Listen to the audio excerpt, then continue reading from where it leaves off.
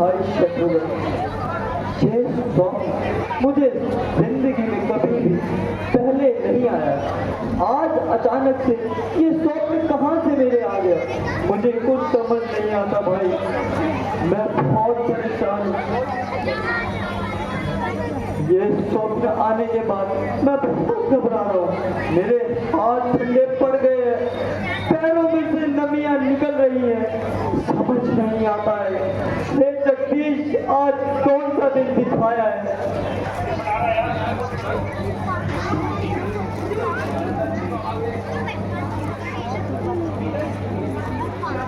लता जी घबराइए ना, वो बस सपना है। सपने पर क्या विश्वास की पहुंच से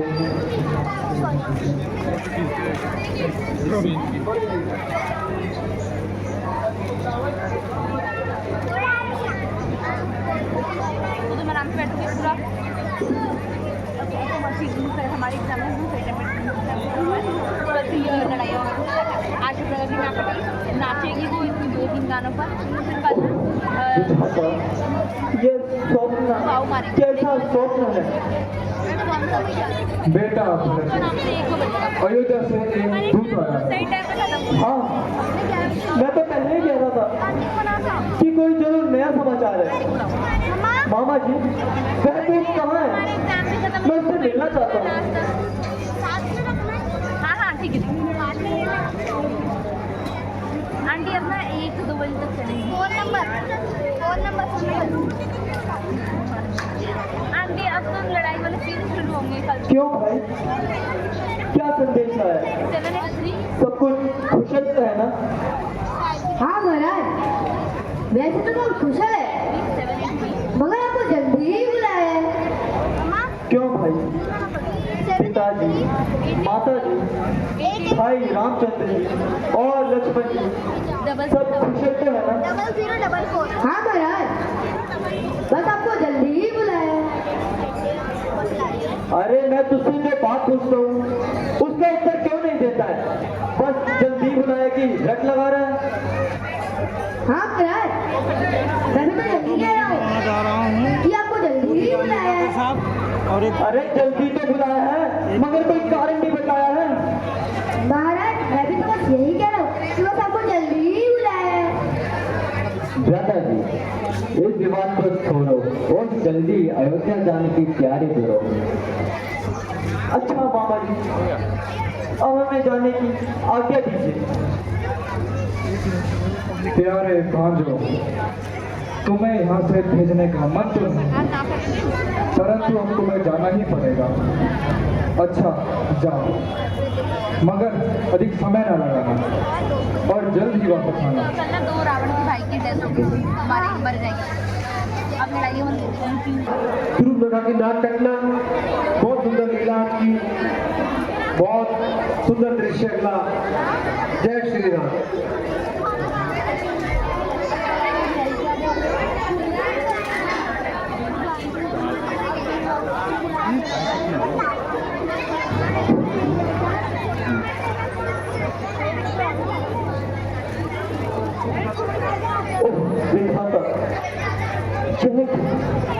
नगरी की यह दुर्दशा, जो कोई भी आता है चुपचाप प्रणाम कर कर चला जाता है, मानो किसी के मुंह में जबान ही ना हो या किसी से कोई जान पहचान ही ना हो।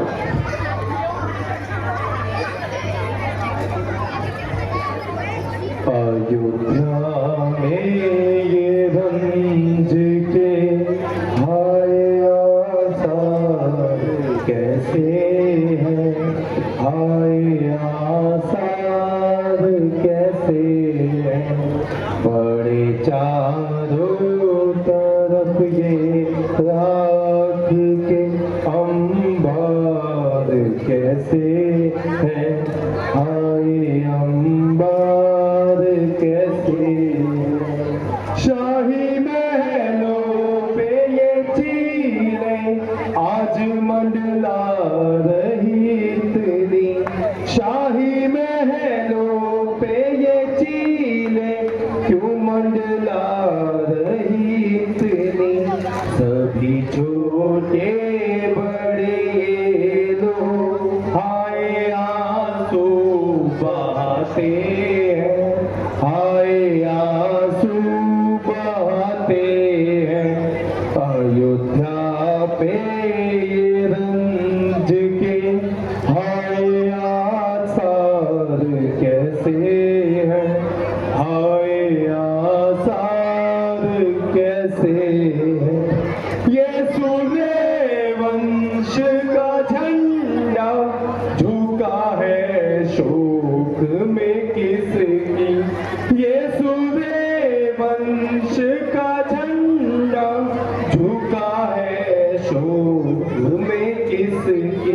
नहीं कुछ समझ पाता मैं, फड़कती आँख पाई है, फड़कती आँख पाई है।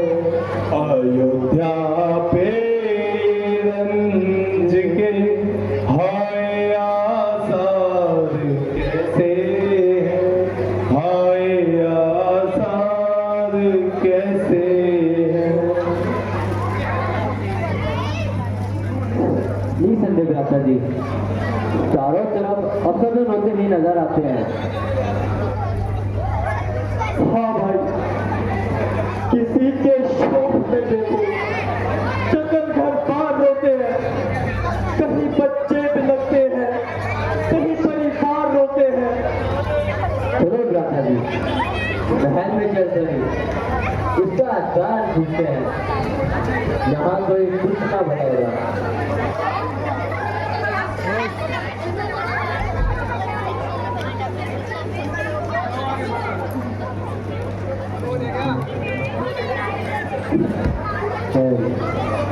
सुना है कि भरत जी आ गए हैं। क्या कहा? आ गए? तो वह अब तक कहाँ है?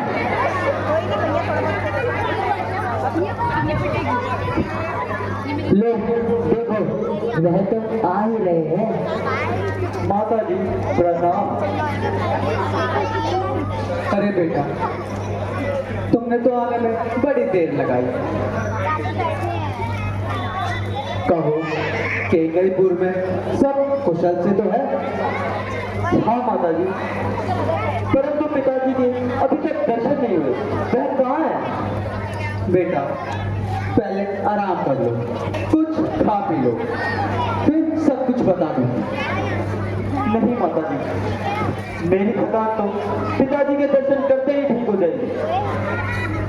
बेटा, मैं तुम्हें धीरे धीरे सब कुछ समझा दूँ। मैं पूछता हूँ पिताजी का, तुम कहती हो धीरे धीरे बता दूंगी। क्या आखिर मामला क्या है? अरे बेटा, तुम तो बहुत जल्द पास हो गए। मैं कह तो रही हूँ कि धीरे धीरे सब कुछ बता दूंगी। क्या खाद बता दूंगी? आग लगे तुम्हारी धीरे धीरे को। धूप गया तो जल्दी बुलाए के अलावा कुछ न कहा। नाम मालूम तुम सबने मिलकर क्या चाल बुलाया? शीघ्र बताओ, पिताजी कहाँ है? बेटा, तुम्हारे पिताजी स्वर्ग सिधार गए। पिताजी! ए पिता, ये कैसा दिन निकला कि मैं अंतिम समय आपकी सेवा न कर सका। करेगा कौन संसार में यूं मोहब्बत मेरी? खबर अब कौन लेगा आपके पीछे पिताजी तेरी? परंतु माता जी, पिता अपने प्राण कैसे त्यागे? क्या कोई रोक था? नहीं, रोक तो कुछ नहीं था, बस है राम है लक्ष्मण कहते हुए अपने प्राण त्याग किए। क्या कहा? भाई रामचंद्र जी और लक्ष्मण जी भी यहाँ बने थे। हाँ बेटा, वह तो पहले ही वनों को चले गए। उन्हीं के वियोग में महाराज ने अपने प्राण त्याग किए और तुम्हें तो याद तक भी ना किया। हाय हाय, ऐसा न कि चार बेटों के होते, अंतिम समय उनके पास कोई न था। बेटा, महाराज ने राम के रास्ते लग की घोषणा कर दी थी, मगर भला हो मंत्रा का जिसने मुझे सही समय पे समझाया। मैंने महाराज से अपने 2 वरदान मांग लिए, एक में राम को 14 वर्ष का वनवास और एक में तुम्हारे लिए राज सिंहासन। अब तुम ही विचार करो कि मेरा बेटा दर दर की ठोकरें खाए और राम राज्य करे। माता पिताजी, यह तो आपने बहुत अच्छा काम किया। यही तो मैं सुनना चाहती थी बेटा। मोह में अंधी हो जाने वाली माता, तूने हम सबको कहीं जाना छोड़ा। मुझे तो राज्य तेरा पापिन विष के बराबर है, जिसे तू राज्य कहती है, कष्ट और पत्थर है। क्या भरत, मेरी भलाई का यही बदला देते हो? भलाई भलाई तो इस अन्याय को भलाई कहती है, इस पाप को तो अच्छाई कहती है। पिलाया विष मुझे, अच्छा किया ये उपकार तूने, उजाड़ा मुझको दुनिया से, किया उपकार ये तूने। बेटा, तुम ये क्या कहने लगे? मैंने तुम्हारे लिए इतनी कठिनाई से वर मांगे, तुम ये क्यों नहीं समझते? वरदान, ऐसे वरदान मांगते हुए तेरी जुबान क्यों न चल रही? लगी ना मोह ममता भी गई, ना छाती में जरा तेरी, जो चलती रही पापिन कपट की पीड़ता तेरी। तो क्या भरत, मेरी मेहनत बेकार ही जाएगी? हाँ हाँ कुंवर जी, अब आप खुशी से राज्य संभालो। और महारानी जी बिल्कुल ठीक कहती हैं। और बनवास में जाए और इस का नाश कराया है। हाय मैं मर गई, मैंने ऐसा क्या बुरा करा था जो इसका बदला ये मिला।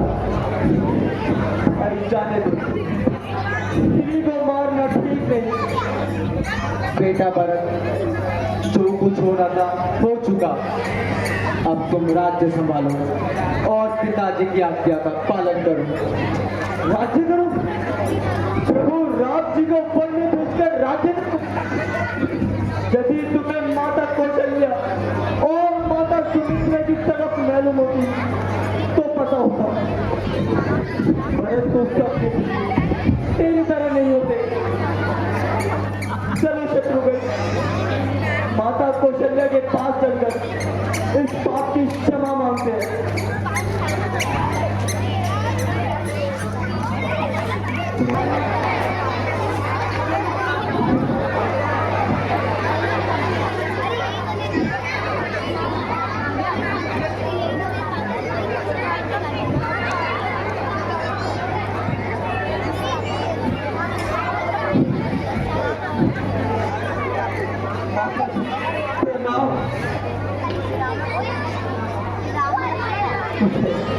अरे यह कौन है?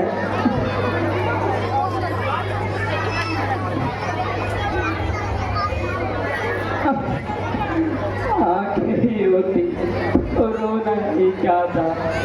देखने के थे साधन, ये तो कब चल दिए, खाली कोलक रह गए, आंखों के सितारे चल दिए। माता जी, आपका महानीत पापी और अधर्मी बेटा भरत कहो बेटा, कब आए? अब तो तेरे मन की बात पूरी हो गई। इस अयोध्या का राज्य तेरे नाम हो गया। ठीक है माता जी, आपको मुझ पर संदेह होना ही चाहिए, परंतु मैं आपको कैसे समझाऊं? एक तेरा सहारा था, बाकी मुझे हाय तुमको भी आपकी दया नहीं। प्रभु राम अगर मौजूद होते तो मैं समझता पिताजी मरे ही नहीं। नहीं, यह तुम क्या कहने लगे बेटा? मैं जानती हूँ भरत निज राम भक्ति को कभी छोड़ नहीं सकता। मुझे सपने में संधे तुम पर खो नहीं सकता। बेटा, अब तुम खुशी से राज्य संभालो और अपने प्रजा की रक्षा करो और अपने पिता की आज्ञा का पालन करो। नहीं माता जी, इस राज्य में प्रभु राम जी का अधिकार है, उसका मैं कैसे अधिकारी बन जाऊं? छोड़कर प्राण से इस देश का जीवन कहाँ होगा?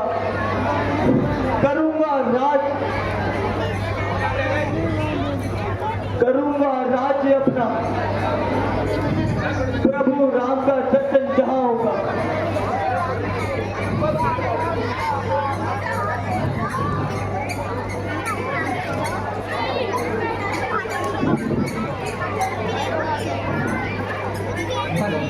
अज्ञानता तो धन में ना करो, धनी प्रबल है और महात्मा का नियम अटल है।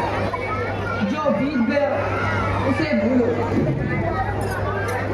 और स्वर्गीय महाराज दशरथ का पालन करो। गुरुदेव, आप ठीक कहते हैं, किंतु आप ही बतलाइए, एक तो मैं केकई का पुत्र, दूसरे भैया राम के वनवास का कारण और अपने पिता की मृत्यु का कारण। इतना सब कुछ होते हुए भला प्रजा मेरे राज्य में किस तरह सुख पाएगी? मेरे ही कारण सब लोगों ने खुद संताप ये भोगा है, तो जनता को कहाँ आनंद आएगा मेरे राज्य में? परंतु बेटा, हम तो अब बिना सवा पहुंचाने वाले नहीं। मैं हाथ जोड़ूंगा, मैं पैर पकड़ूंगा, मैं विनती करूंगा, क्या फिर भी दया नहीं आएगी? मैं दयालु हूं, तुझे देखना पाएंगे, मैं विश्वास लेंगे, छाती से लगाएंगे। परंतु बेटा, राम परम दयालु है और कृपालु होते हुए भी अपने वचनों पर अटल रहने वाला है। यदि ऐसे ना होते राम, तो क्यों ये दशा होती? ना दशरथ का मरण होता, ना प्रजा की ये वृथा होती। आप सत्य कहते हैं गुरुदेव, मगर नहीं मेरे लिए जग में ठिकाना दूसरा कोई जो छोड़ू राम चरणों को, नहीं है आसरा कोई। तो राम के पास जाए बिना नहीं मानोगे? नहीं, जब तक प्राण है तब तक तो नहीं। अच्छा, अब चलने की तैयारी करो।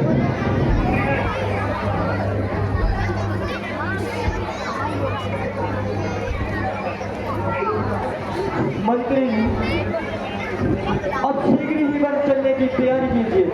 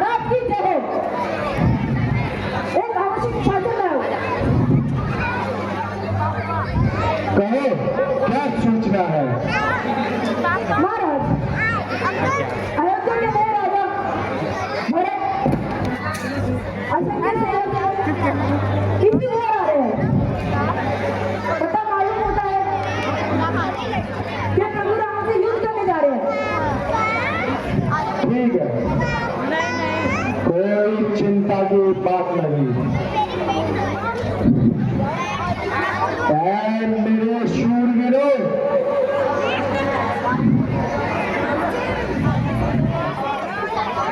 आज का दिन आ पहुंचा है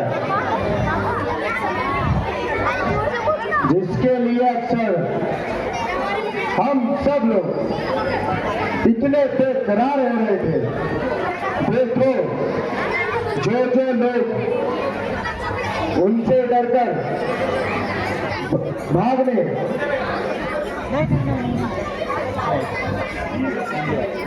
भील जाति के लिए, गुमशाला के लिए कलंक साबित होंगे। इसलिए इस लड़ाई में वही आगे आए जो मौत को, यमराज को, काल को मैदान में पुकारने की हिम्मत कर सके। देखना, दुनिया यह ना कहने लगे वीर सेना, भारत की सेना देखकर प्रभु राम की मदद ना कर सके। हेलो हेलो हेलो, क्योंकि यह युद्ध पाप के खिलाफ है। बोलो, क्या इस इच्छा को पूरी करोगे? हाँ, हम प्रतिज्ञा करते हैं कि अपनी जान दे देंगे, परंतु वीर जाति पर कलंक का टीका न लगने देंगे। और कसम खाओ कि हम जान दे देंगे, परंतु भील जाति का सर नीचे ना होने देंगे। हम कदम खाते हैं तो तैयार हो जाओ। तो तुम सब तैयार हो जाओ। आज तुम्हारी तलवारें न्याय का बदला लेंगी, छल कपट का बदला लेंगी, प्रभु राम के प्रति संघर्ष का बदला लेंगी।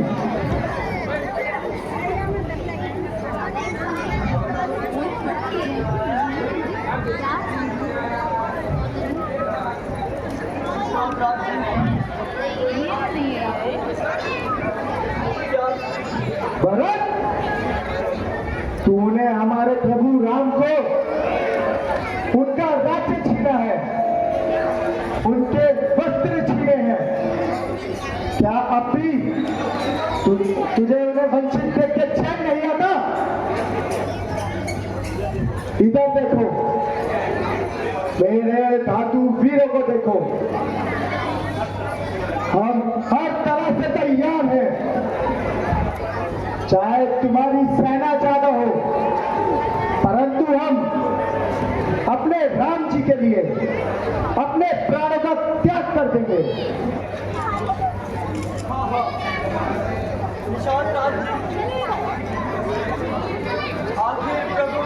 भरत का भाई कौन?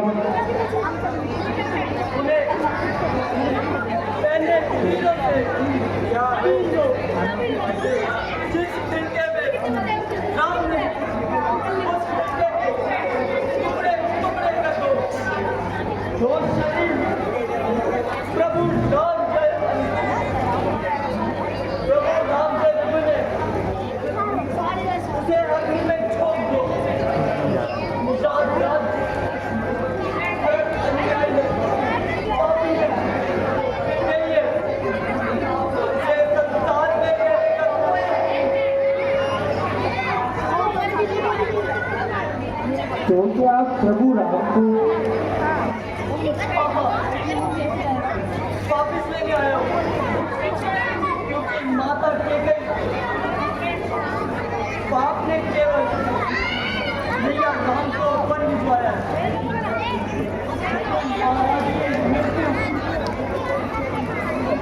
अयोध्या भी निर्भीन हो गई है, इसलिए मैं भाई रामचंद्र जी को वापस लेने जा रहा हूँ ताकि वे राज्य संभाले,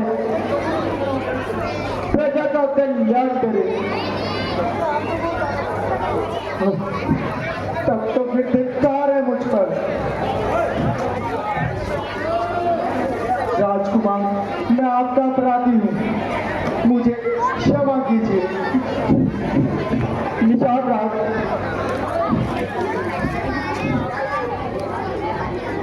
हमने बड़ी भूल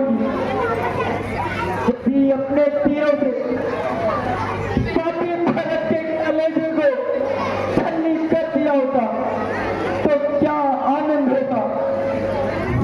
तुम बड़े भाग्यवान हो, तुम्हें राम जी की सेवा का फल मिला। भरत जी, ऐसे मेरे भाग्य कहा जो प्रभु राम जी की सेवा कर सके। प्रभु राम ने इसी पेड़ के नीचे घास के बिछोने पर रात बिताई है। माता सीता ने पत्थरों का सिहाना बनाकर सोई है।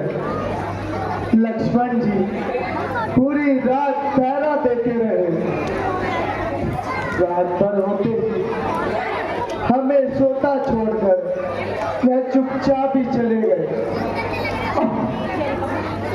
इतनी कठोरता, इतना कष्ट, मेरे राम। अच्छा निषाद राज जी, आज्ञा चलने की आज्ञा दीजिए। महाराज, ये सेवक भी आपके साथ चलेगा, जैसी तुम्हारी इच्छा। जी महाराज, चलिए महाराज।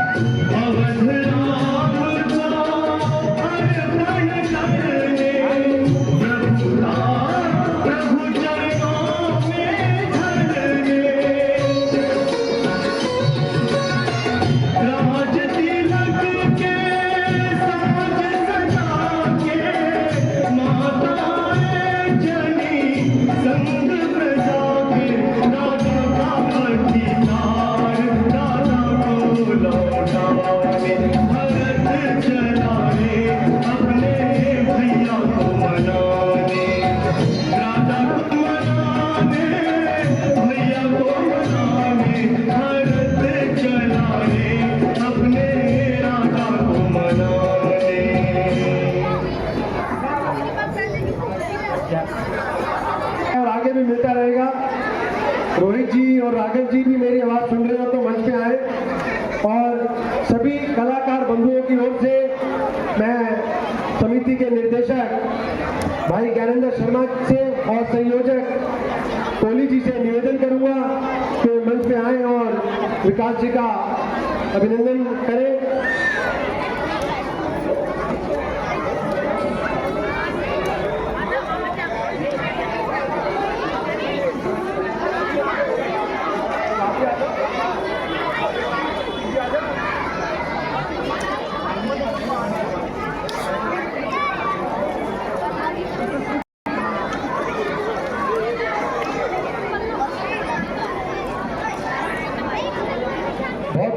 अभिनंदन विकास जी का हम समिति की ओर से करते हैं।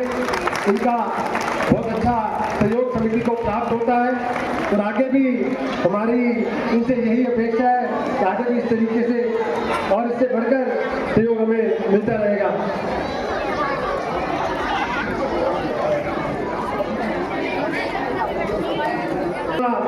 के 2 शब्द कहते हुए हमारा मार्गदर्शन करें। जय श्री राम। ये इतना रामलीला समिति के सारे मेरे भाई इतना प्यार और इतना मेरा सम्मान देते हैं, इतना हर बार मेरे को पूरा सम्मान और प्यार देते हैं, इनका मतलब तय दिल से हार्दिक धन्यवाद। बहुत बहुत धन्यवाद। जय श्री राम। और आपसे यही निवेदन है कि दृश्य देख के जाए जरूर। दृश्य बिल्कुल तैयार है। अगला दृश्य श्री राम जी और भरत जी का मिलाप कहाँ पे होता है बच्चों? कौन सा स्थान है? अभी मैंने कुछ देर पहले ही बताया था। कौन सा स्थान है जहां पर श्री राम जी और भरत जी का भरत मिलाप होता है? कौन बताएगा? Very good. कोई बताएगा? आप तो नहीं इधर। मैं करूंगा कि मंच पे आए। हमारे बीच में जागरण समिति भी उपस्थित है। जागरण समिति का भी श्री रामलीला समिति की ओर से हार्दिक अभिनंदन करते हैं। रोहित जी, राघव जी मेरी बात को सुन रहे हैं, वो भी मंच पे आए और जोरदार तालियों से सभी का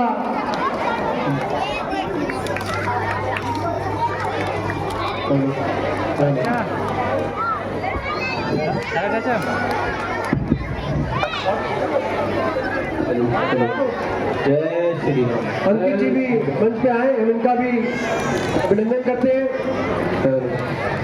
हेलो हेलो, बोलो जय श्री राम। जय जय श्री राम। अंशु जी यहाँ पे है, मंच के आगे आए।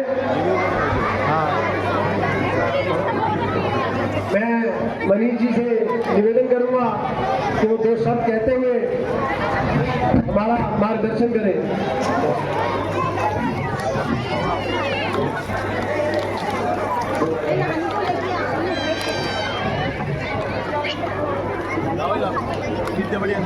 बढ़िया खींच। हाँ खींच।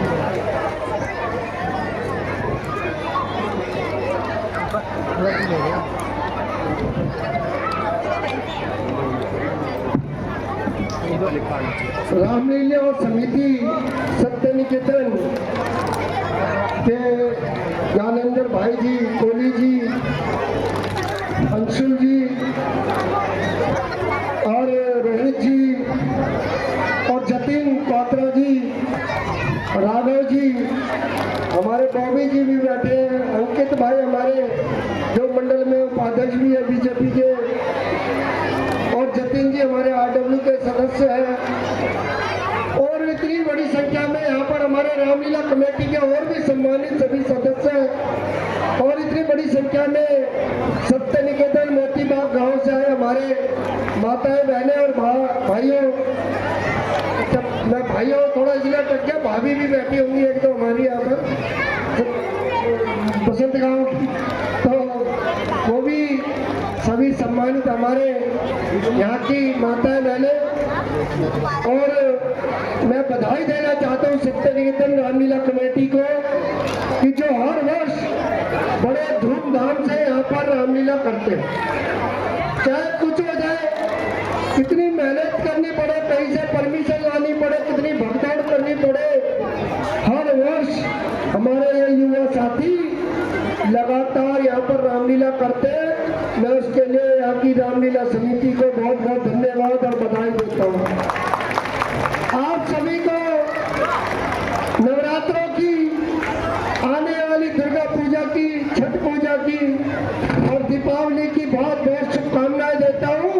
और इस रामलीला के दिनों में हर वर्ष वही रामलीला होती है, उसके बावजूद रामलीला देखने वालों की संख्या बढ़ती जा रही है, क्योंकि लोगों ने जब से भगवान राम का अयोध्या में मंदिर बनाया तब से और आस्था जग गई है लोगों में, और वो चाहते हैं कि हमारे बच्चे सबको अपने बच्चों को लाना ही चाहिए रामलीला दिखाने के लिए, क्योंकि रामलीला माध्यम है संस्कार देने के। रामलीला से संस्कार मिलते हैं बच्चों को पता लगता है कि कैसे भगवान राम ने अपने पिता के आदेश पर वनवास 14 वर्ष का वनवास ग्रहण किया और उसको पूरा किया। तो ये बहुत बड़ी सीख मिलती है कि पिता की बात को रखा।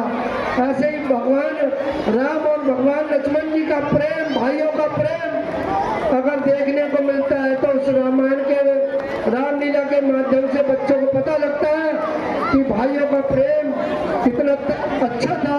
चाहे भरत हो, चाहे लक्ष्मण हो, चाहे शत्रुघ्न हो, सारे भाई मिलकर रहते थे। और एक पत्नी के रूप में सीता माता जिन्होंने की पूरा धर्म निभाया, और उन्होंने भी कहा कि मैं भी 14 वर्ष वनवास में काटूंगी भगवान राम के साथ। तो ये पति धर्म था कि उन्होंने कहा मेरे पति जहाँ जाएंगे मैं साथ में उनके जाऊंगी। और जब उसका जो अंत होता है रामलीला का, उस पे अहंकार की जो विजय पताका फहराती है, रावण जिसपे की बहुत अहंकार आ गया था, उसका अंत कर कर इस रामलीला की समाप्ति होती है। और भगवान हनुमान जी जो बीच में आते हैं, वो एक पहचान है कि मित्रता कैसी होनी चाहिए। भगवान राम और भगवान हनुमान जी, सुग्रीव जी और विभीषण जी ऐसी दोस्ती के मिसाल है जो कि अपने आप में ये दाद दी जाती है कि दोस्ती हो तो ऐसी हो। भगवान को पूछते थे, भगवान हनुमान राम की पूजा करते थे और ऐसे मित्र थे सुग्रीव और ये सब। तो ये सब सीखने को मिलता है और ये सब हर बार हम देखते हैं, लेकिन अपने बच्चों को दिखाने लाते हैं कि ये सीखो। और आने वाले समय में अगर हमारे बच्चे ये रामलीला देखेंगे और मंदिरों में आएंगे जाएंगे, मेरा सबसे निवेदन है, आप रामलीला तो देखने आते हैं, लेकिन आपसे मेरा ये निवेदन है हाथ जोड़कर कि सभी यहाँ प्रण करके जाए कि रोज शाम को मंदिरों में आरती के टाइम मंदिरों में जाया करें। माता बहनें ही नहीं, वो भी जाए, अपने बच्चों को साथ में ले जाए। जब वो मंदिर में जाएंगे और आरती में 10 मिनट 15 मिनट वो मंदिर में रहेंगे तो उनके भाव अच्छे रहेंगे और वो तरक्की करेंगे।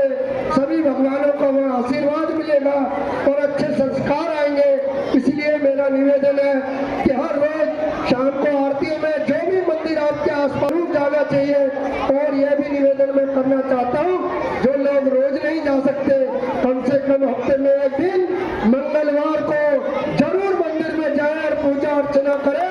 जब भी सनातन धर्म हमारा और आगे बढ़ेगा और वो दिन जरूर आएगा जब हमारा देश भारत देश से बढ़ के अखंड भारत बनेगा और पाकिस्तान जैसे भी देश फिर से भारत की रेखा में आ जाएंगे और भारत अखंड भारत बनेगा।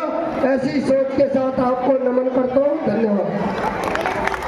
बहुत बहुत धन्यवाद मनीष जी, बहुत अच्छी बात उन्होंने बताई, समझाई। एक बारी पता लगना चाहिए मनीष जी को कि जयकारा यहाँ बहुत तेज जयकारे की आवाज आती है और इतनी तेज कि यहाँ के जो स्थानीय निवासी हैं, श्रद्धालु हैं, इतनी तेज जयकारा लगाते हैं कि सिर्फ आर के पुरम तक ही नहीं, अयोध्या नगरी तक यहाँ के जयकारे की आवाज आती है। बोलो जय श्री राम, जय श्री राम, जय श्री राम। बहुत बहुत धन्यवाद। दृश्य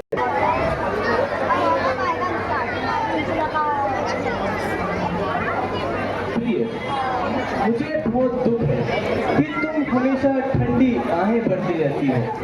अच्छा तो यही है कि तुम अब अयोध्या वापस लौट जाओ।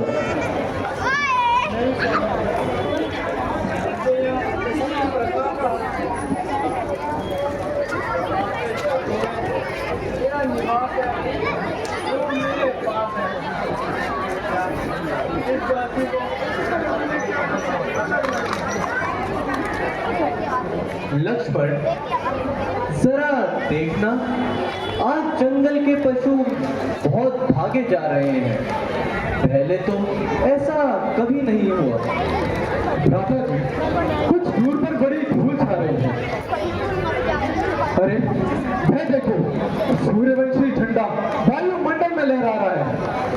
लगता है भरत सेना सहित युद्ध करने आ रहा है।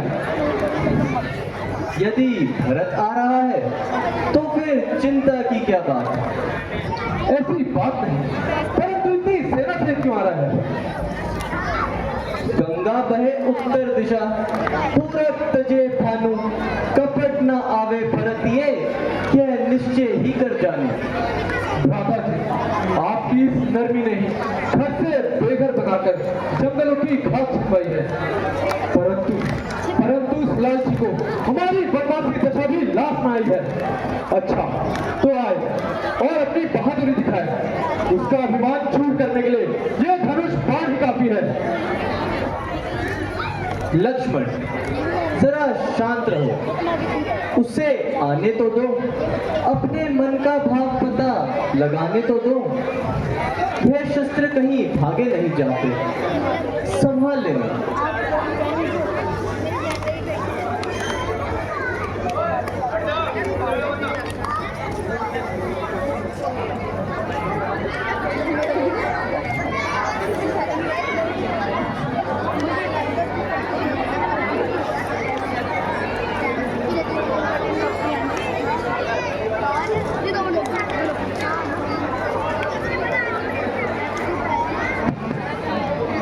हेलो, अरे कर व्यवस्था बनाए। भरत जी अपने अनुज शत्रु जी के साथ वनों में भाग से भगवान श्री ढूंढते लो लो देखो, वह बेचारा तो अकेला ही दौड़ा चला आ रहा है।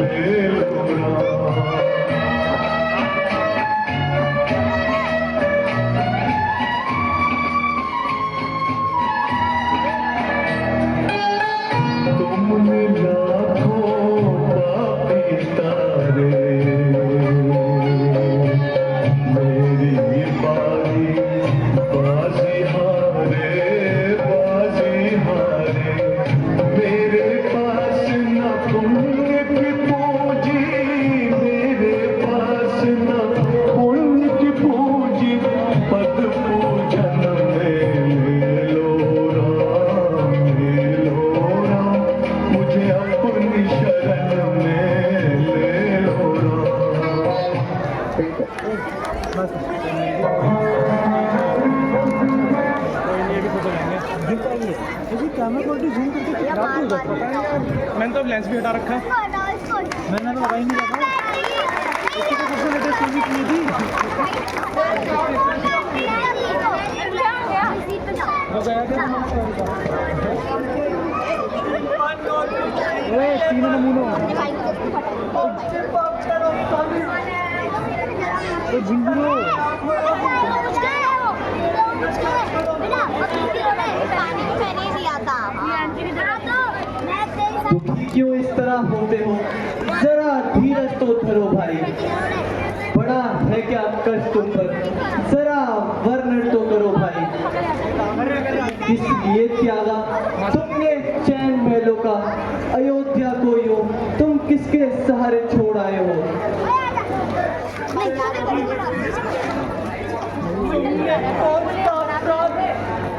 मेरा बेचारा है जिसके लिए तुमने लिया बनों का सहारा। जब से आप आए हो बनों को सुधार, अयोध्या वासी कर बने हाहाकार, और लौट अवध को चलो तुम।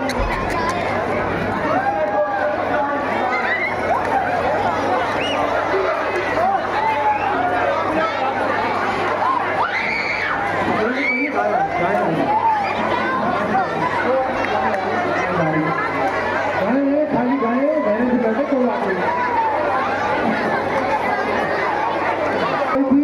जहाँ सनातन धर्म की बात हो, गौ माता ना हो, ऐसा हो नहीं सकता। जय श्री राम।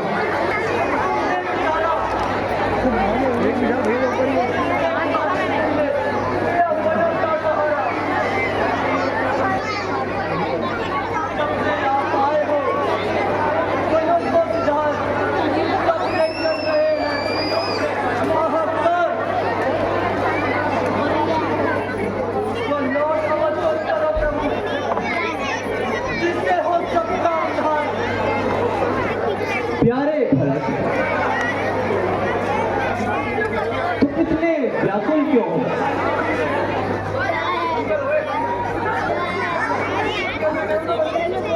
अरे शत्रुघ्न,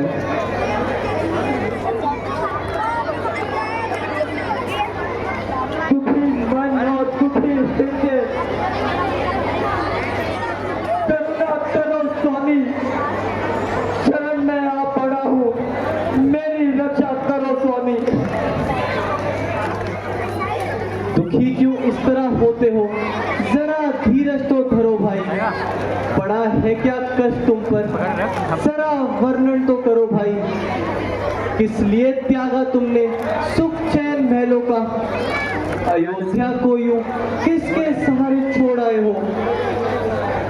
हे प्रभु, मेरा कौन सा अपराध तुमने विचारा, जिसके लिए तुमने लिया ये वनों का सहारा? जब से आए आप हो वन को सिधार, अयोध्या वासी कर रहे हैं हाहाकार, तो लौट अवध को चलो, जिससे हो सबका उद्धार। प्यारे भरत, इतने व्याकुल ना हो।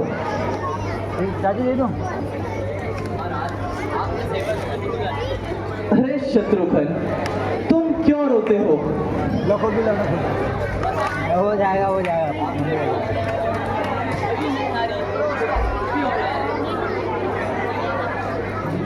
भाई शत्रुघ्न, इतने उदास ना हो, होली को कौन टाल सकता है?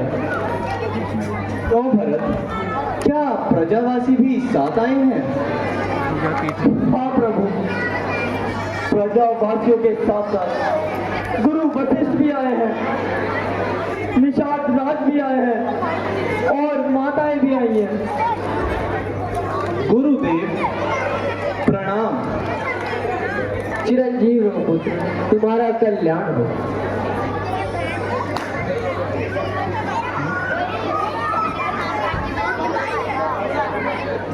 माता जी प्रणाम। मातेश्वरी, अपने पुत्र राम को आशीर्वाद तो दीजिए। हे राम, मम्मी से आज तुम्हारी व्याकुल मैया बेटे की कृपा चाहती है।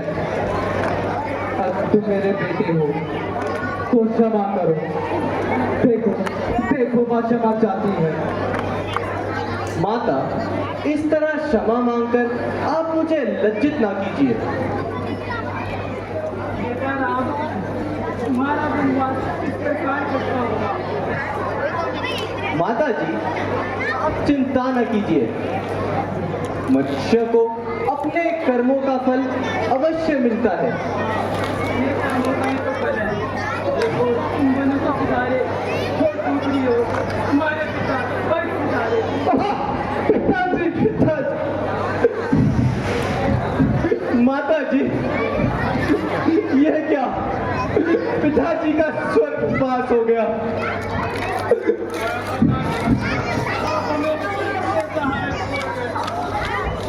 पिताजी, रघुकुल में चल रहा था, एक दीप टिमटिमाता, आंधी ने मौत की दीपक भी बुझा दिया। बेटा शांति करो, मृतकों की आत्मा को दुख न पहुंचाओ।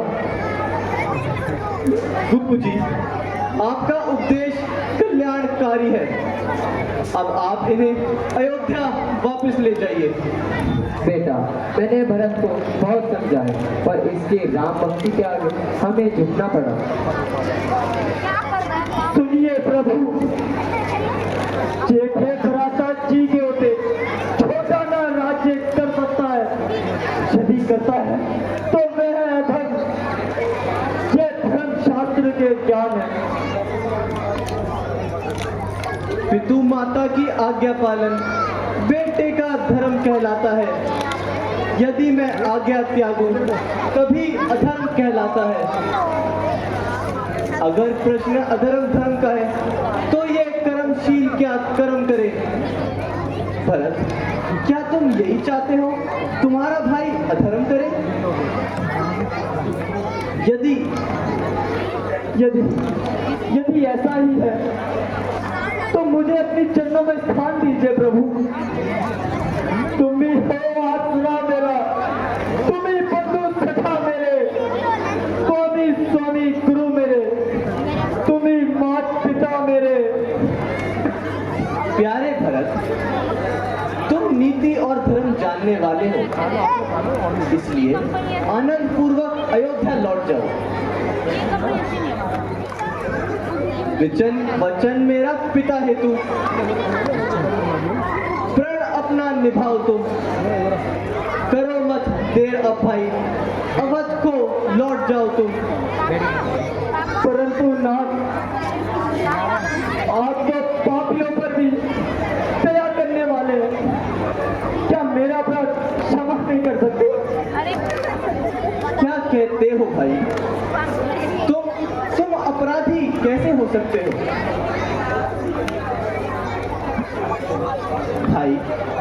भाई मैं तुम्हारी बात मान लेता, परंतु मैं क्या कर सकता हूँ? मोर ध्वज ने सत्य पर बलिदान बेटे का दिया, सत्य पर हरिश्चंद्र ने परिवार को तज दिया, सत्य पर राजशीली ने प्राणों का सौदा किया, सत्य के कारण ही वनवास में आना पड़ा। क्या तुम समझते हो हमें विक्षोभ में आनंद आता है? नहीं, ऐसा नहीं है। हम धर्म का पालन कर रहे हैं। बेटा भरत, राम अपने मार्ग से हटने वाला नहीं, इसलिए शीघ्र ही अयोध्या चलो और राज्य प्रबंध देखो। हाँ भाई, अब तुम्हारे लिए अयोध्या लौट जाना ही उचित रहेगा। 14 वर्ष पश्चात मैं खुद तुमसे मिलूंगा। अच्छा भ्राता जी, यदि आपकी और गुरु जी की यही इच्छा है तो मैं विवश हूँ, परंतु एक सेवक की एक कृपा कीजिए, अपनी चरण पादुकाएं मुझे दे दीजिए। राम के अनुराग में अब भरत सन्यासी बना, बात नगरी में करेगा, किंतु वनवासी बना। अच्छा भरत, लो ले जाओ।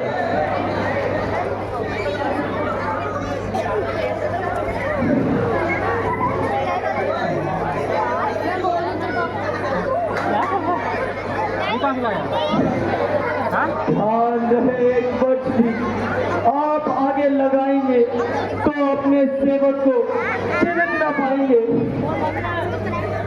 तुम चिंता ना करो भरत, 14 वर्ष पश्चात मैं खुद तुमसे मिलूंगा।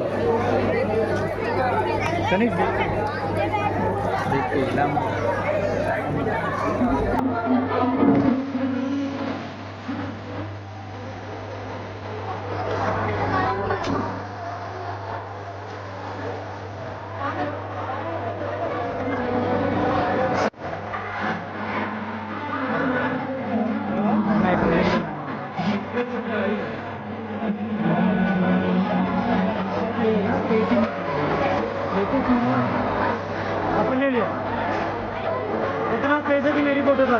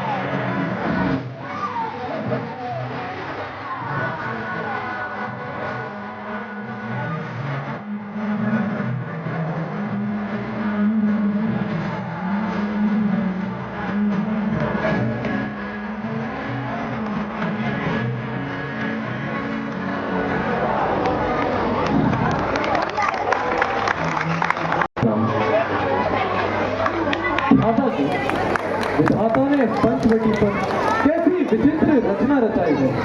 मानो यहाँ की प्रत्येक वस्तु जीवन का रस लेकर आई है। निसंदेह बड़ा ही रमणीक स्थान है, प्रत्येक दृश्य मानो शोभा की खान है।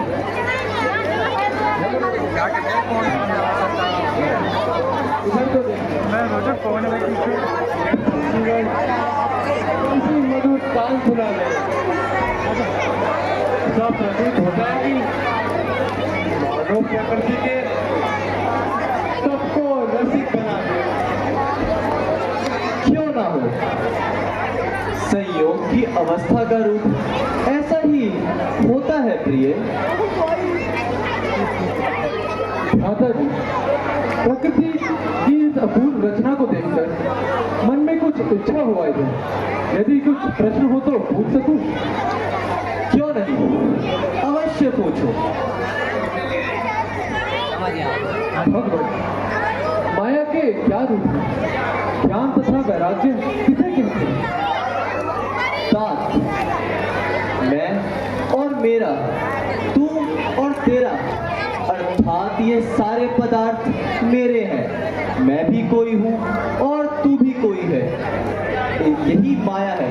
इंद्रियों और मन से जिस ज्ञान का उत्पन्न होता है वही माया कहे जाते हैं। इस माया के दो रूप हैं, एक अविद्या और दूसरा विद्या। अविद्या महादुख देने वाली और संसार रूपी कुएं में गिराने वाली होती है। दूसरी विद्या है जो ईश्वर की प्रेरणा से जगत को रचती है, केवल अपनी शक्ति से कुछ नहीं कर सकती।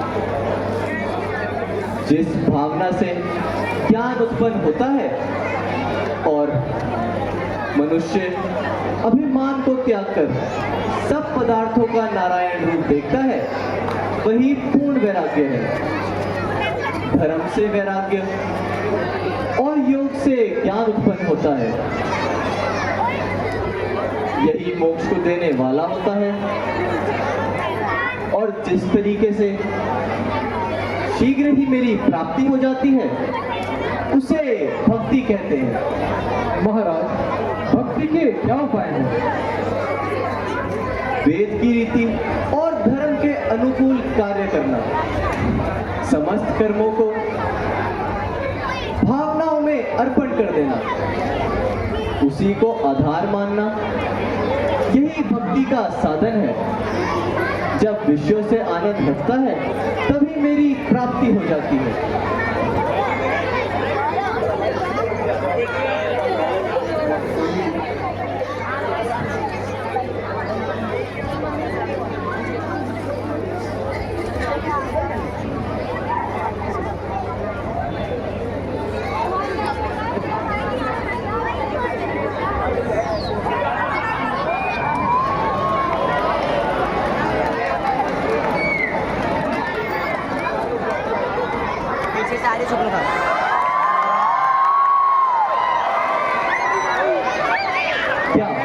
लक्ष्मण, क्या कोई और ज्ञान? नहीं,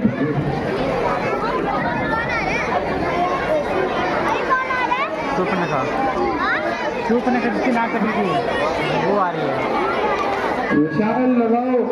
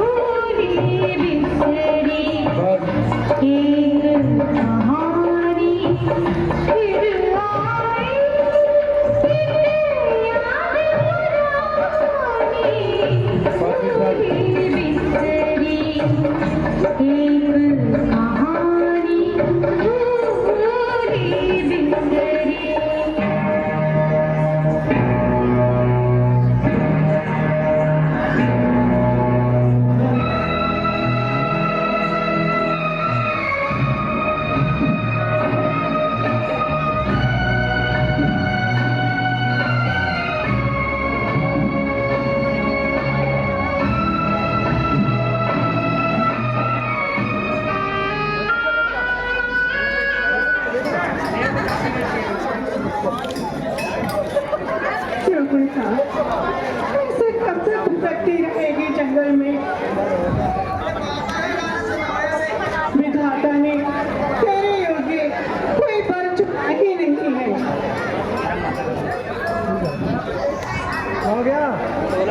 अरे पंचवटी में आज कैसे अजीब सी रोशनी है। चलकर देखती हूँ भैया खर और दूषण भी कैसे कैसे कारनामे करते रहते हैं। अगर मुझे पता होता कि इतनी सुंदर बना दी है पंचवटी, तो मैं भी एक महल भैया से बोलकर यहीं बनवा लेती, तो फिर मुझे भटकने की जरूरत नहीं पड़ती। अरे इतनी सुंदर मूर्तियां वहाँ भैया ने कहाँ से मंगवाई है? चलकर देखती हूँ ये मूर्त है या कोई मनुष्य।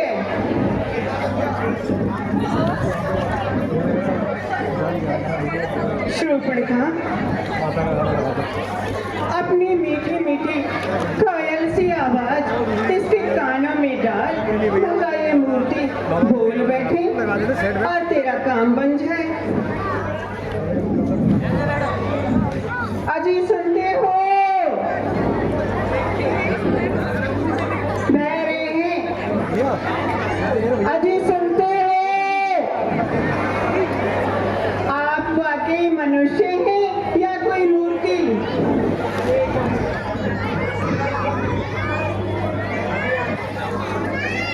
दिखने में तो प्रस्तुत होता है कि आप जीती जागती मनुष्य हैं।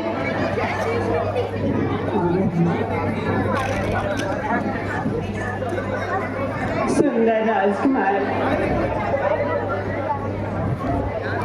सुंदर राजकुमार, तुम कौन हो और कहाँ से आए हो? देवी, हम महाराज दशरथ के पुत्र अयोध्या वासी हैं और कुछ समय के लिए वनों में रहने आए हैं। ये सीता जी हैं हमारी धर्मपत्नी और ये है लक्ष्मण जी हमारे छोटे भाई। कहिए आप कौन हैं? अरे आप मुझे नहीं जानते? मैं लंकापति रावण की बहन शूर्पणखा हूँ, शूर्पणखा। और ये सारा का सारा राज्य मेरे भाई खर और दूषण का है। यहाँ पे तो कोई परिंदा भी पर नहीं मार सकता और तुम तो यहाँ पे कुटिया बनाकर रह रहे हो।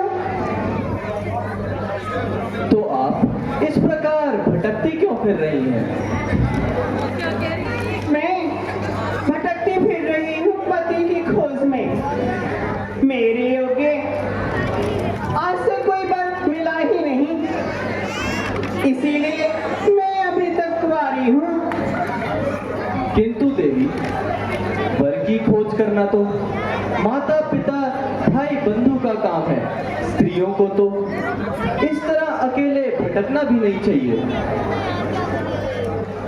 श्याम किशोर, तुम कितने भोले हो। यदि मैं ऐसे ना घूम रही होती तो तुम्हारे जैसा तो योग्य वर कहाँ से मिलता? नहीं देवी, हमारा तो विवाह हो चुका है। हाजी जरा इधर तो देखो, ये काली काली लटें, ये सुंदर सुंदर सपोर, ये मस्तानी चाल, ये मीठे मीठे बोल। देवी, धर्मपथ से ना भटको, विषयों आनंद नाशवान होता है। क्या तो आप इस कृपा की चाल में आकर मुझे छोड़ दोगे? देवी, मैं विवश हूँ, तुम्हारी इच्छा पूर्ण नहीं कर सकता। तो जाने दो, तुम्हारा छोटा भाई क्या कम सुंदर है? मैं उन्हीं के पास अपना प्रस्ताव रखती हूँ। छोटे राजकुमार, उनसे तो मैं केवल छेड़छाड़ कर रही थी। आप तो वास्तव में मेरे योग्य तो आप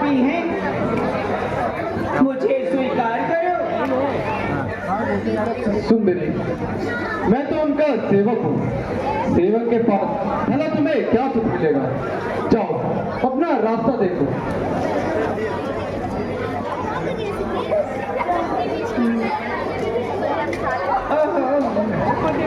ऐसे निष्ठुर हो गए। देखो ये तकीले नहीं, ये उसका विचार।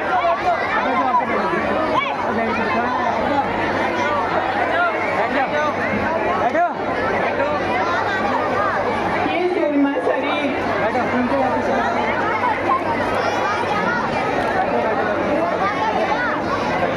ऐसी सुंदरी को देखकर भी तुम्हारा मन नहीं लगाता। अरे कुछ नहीं, आप सब अपने स्थान पे बैठे रहे। और ना तड़पाओ। रुक जाइए, आप सब अपने स्थान पे तिरछी नजर से भी एक बार तो देखिए। आंखों में आंखें डालकर नजरों से मिलाओ नजरें।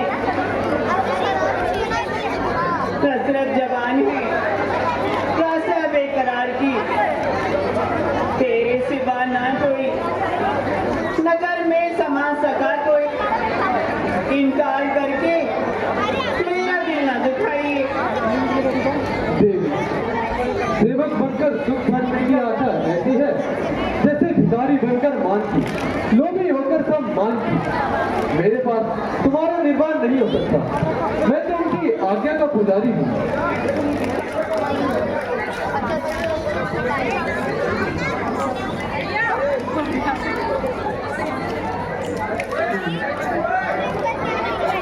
प्यारे, वो तो मेरी बात सुनता ही नहीं। तुम ही मान जाओ ना, तुम ही अब मुझे अपना लो। देवी, तुम देख रही हो हमारी पत्नी हमारे साथ है, तो फिर हम ये अनुचित कार्य कैसे कर सकते हैं? क्यों नहीं कर सकते? राजाओं की तो अनेकों रानियां होती थी। होती होगी, परंतु वे वेद के विरुद्ध कार्य करते थे। हम ऐसा कदापि नहीं कर सकते। तो क्या तुम यह नहीं जानते? तुम मेरी भाई के राज्य में बैठे हो। क्या तुमने आज तक रावण और खरदूषण का नाम नहीं सुना? यदि अब भी इनकार करोगे, बिना ही मौत मारे जाओगे।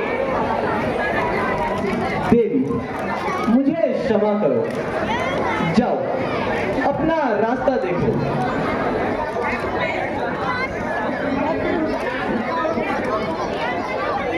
लो, मैं फिर से एक बारी तुमसे पूछ लेती हूँ। कहो, मुझसे विवाह स्वीकार है? सुंदरी, तेरे साथ तो विवाह वही कर सकता है जो अपनी लाज को सिर के समान तोड़ दे, संसार में सम्मान पाने की आशा छोड़ दे। चल दूर हो पापी नीच महान, तू धर्म निभाना क्या जाने, जिस गोकुल का कुल मांगनी वह मान बचाना क्या जाने। निर्जन वन में श्रृंगार किए फिर दिए जगाते प्यार में, जो प्रीत की रीत नहीं समझे वह प्रीत लगाना क्या जाने। जो देख पर आए पुरुषों को वे लाए वासना के बंदे, जो काम की कचहरी बन बैठी वह काज बचाना क्या जाने। रावण ने किया था धीन तुझे, अब समझाना रसहीन तुझे। जब मार ही सच्चा छूट गया तो राह पे आना क्या जाने। मैं अब समझी, ये जब तक विघ्न कालिनी रहेगी मेरा तब तक नहीं बनेगा। पहले मैं इसी को ठिकाने लगाती हूँ और फिर तुम्हें रिझाऊंगी। सुनते होते किसके साथ जो माता को दुखित करे कोई, सेवक के सम्मुख सब संभव स्वामिनी का अहित करे कोई। ये है ना? क्यों देवी? जाओ, इस बार लक्ष्मण तुम्हारी अवश्य सुनेगा।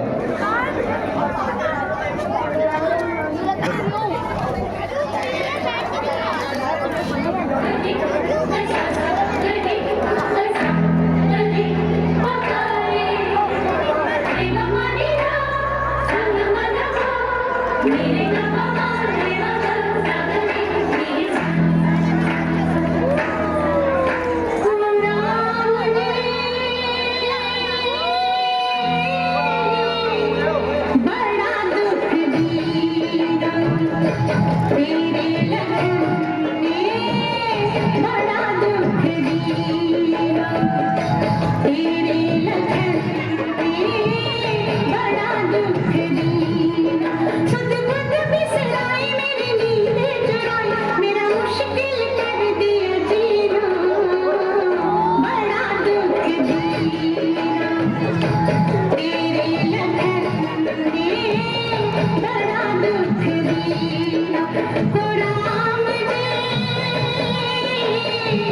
बड़ा दुख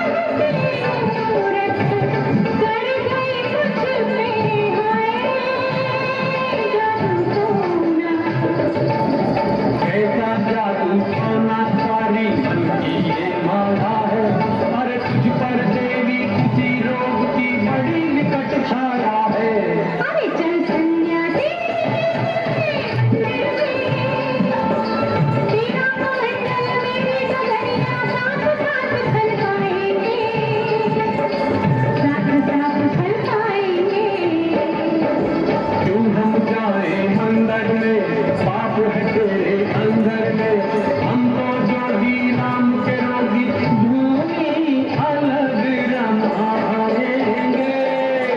चल सन्यासी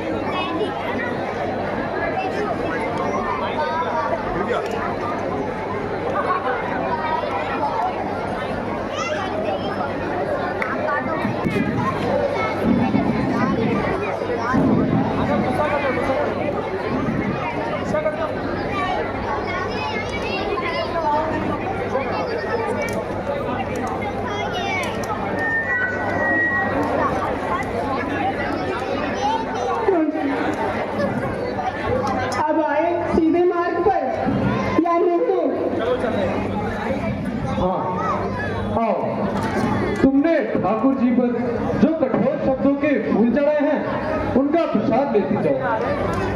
आओ आओ देखें।